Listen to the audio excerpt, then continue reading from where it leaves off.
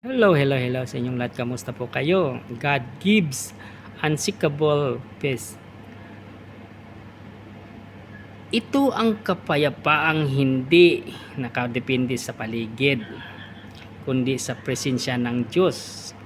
Ang totoong peace ay hindi galing sa sitwasyon, kundi sa relasyon natin sa ating Diyos.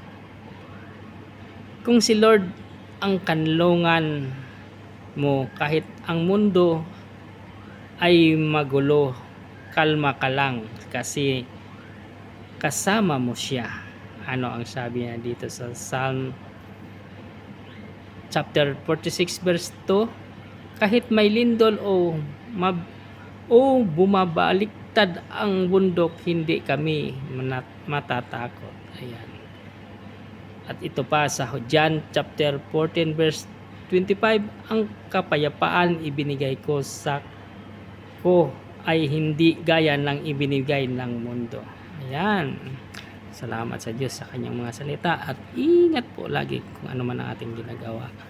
Shout out na naman tayo sa ating mga viewers and followers. Thank you for watching. Ingat lagi. God bless.